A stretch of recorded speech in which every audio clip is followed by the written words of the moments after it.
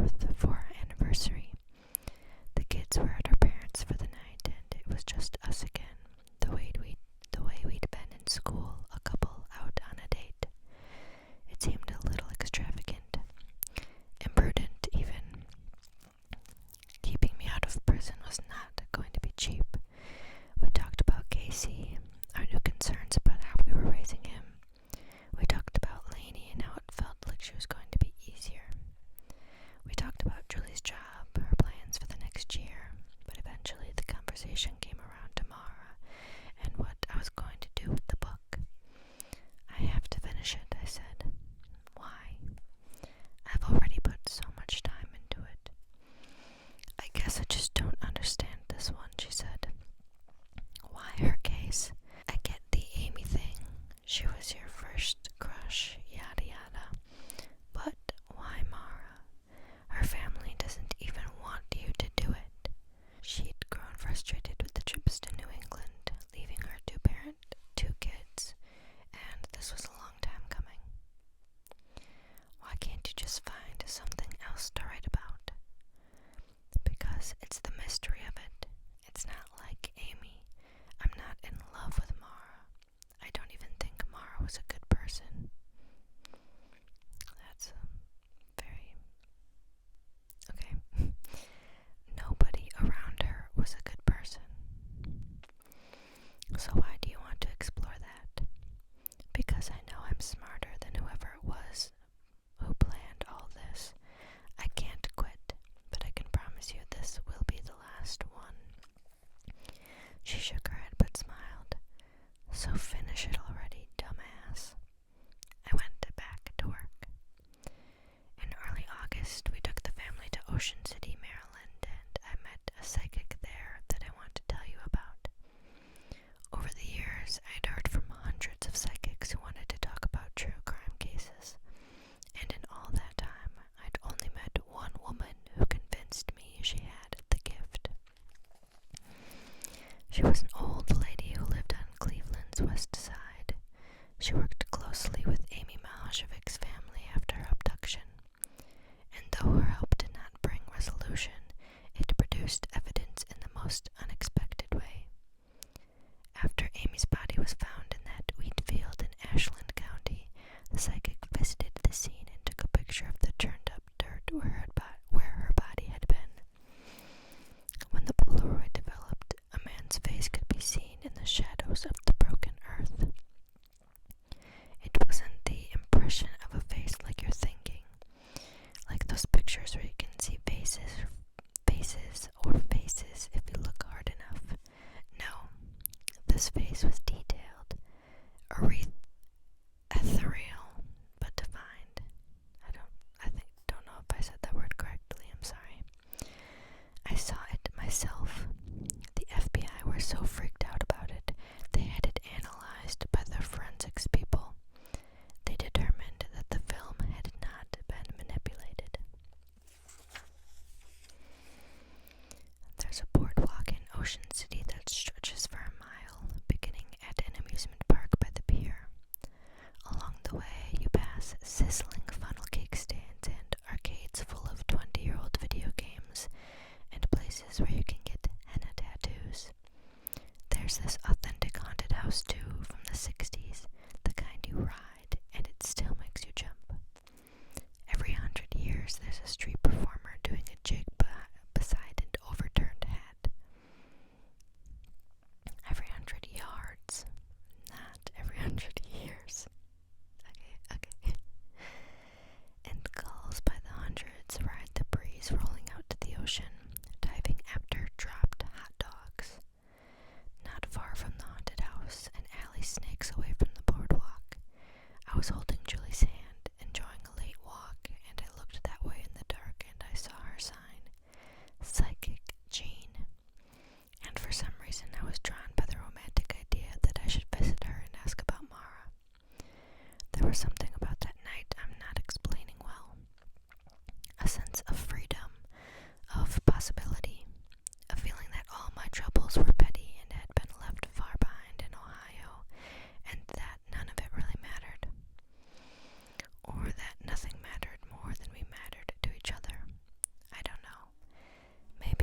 ocean.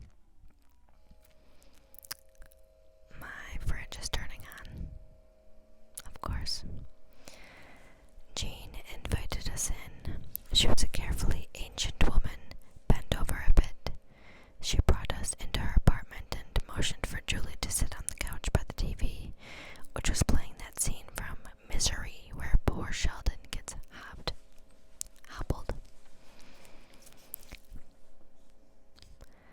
I'd like you to tell me what you can about a young woman who went missing a few years ago, I said.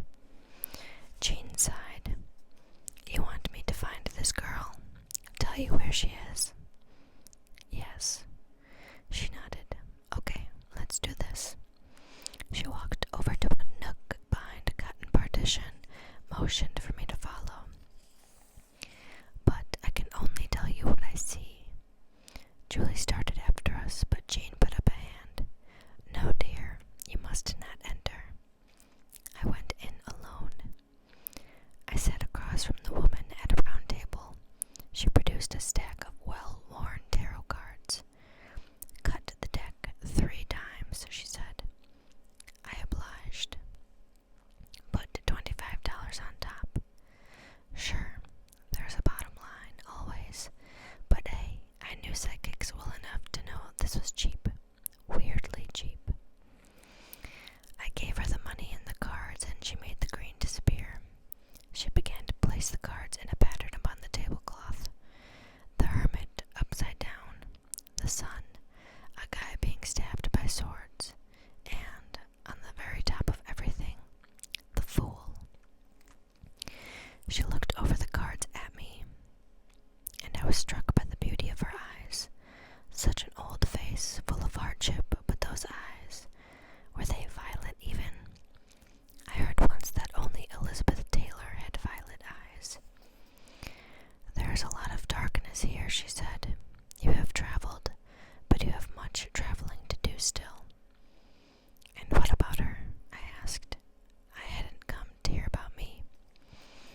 She was not traveling alone, said Jean with confidence.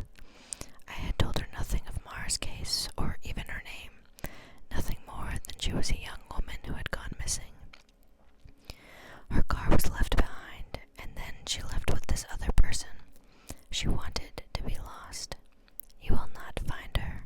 She does not want to be found.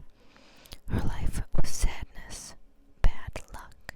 She wanted to escape this. Where did she go? I cannot see her. She is either dead or the darkness is hiding her. Jean's eyes opened. They stared back at me, accusatory. You went into her past. Yes. As far as her school years, didn't you? Yes. Why? It's so much sadness. I shrugged. You thought this would be an adventure, but her bad luck has rubbed off on you, hasn't it? I didn't say anything. I heard Julie stir on the couch in the other room. Why did you welcome this darkness? I need to ask you, do you ever feel possessed? By work? Jean nodded. Yes. Yes. You must leave this. Go as quickly as you can. Leave it behind before the darkness follows you home. She waved her arms over the cards as if to wash them off, and I took this as a sign to leave. I stood and thanked Jean for her time. The woman put a cold hand on my arm, staying me for a moment. This young woman you're trying to find, she was her own. Then she shook her head and went silent. What? I don't want to say. She was her own what? She was her own disaster. Chapter 55. Everybody lies. By the time I got around to writing the first lines of this book, I had filled a large box with information related to Maura's disappearance. Court transcripts, interviews, photographs, newspapers, a copy of that book, Not Without Peril. The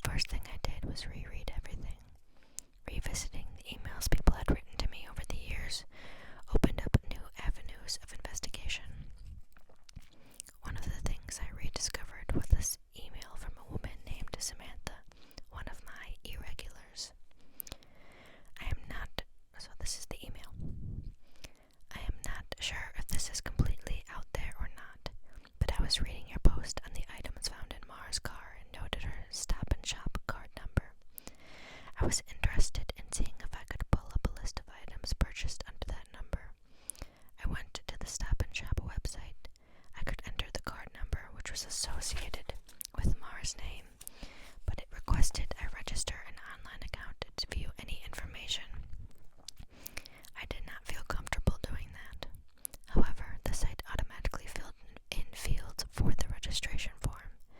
I'm assuming based off of what Maura provided when she set up the account.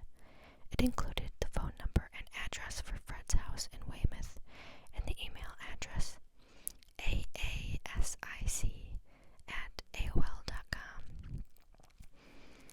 After a Google search, that email address seemed to be associated with a Richard Thousand living in Cleveland, Ohio. He commented on a few guest books using that address, one of which listed his location as Cleveland. A Facebook page for Richard Thousand in Cleveland, Ohio shows he's a registered nurse and was in college around Maura's time, class of 2003. Could be nothing, typo on the email address, or maybe she gave a fake one to avoid spam, but I thought it was at least interesting. I found that Facebook page for Richard Thousand and sent him an email asking about the strange way Maura's shopping cart linked back to one of his old email accounts. I noted that his profile showed a photograph of a dog instead of his face. A search of Google didn't find any photographs of him either. That's odd in this hyper social media era, but not that odd. He got back to me immediately. This is his email. Very interesting. I did attend a meeting at UMass shortly after graduating from nursing school in 2003. I was there for approximately a week and designed for a card at the Stop and Shop close to where I was staying because they had some money off on gas. Of course, while there I talked to several nurses attending the university, and I do remember talking quite some time with the girl who fits Maura's profile from your website. We were both runners, and I grew up in upstate New York and camped and hiked many of the same areas that she had in New Hampshire. I remember her mentioning a boyfriend in Oklahoma because I had told her I had moved to Ohio from Kansas, and she said she was planning on getting a job there. She asked me what the kind of area it was.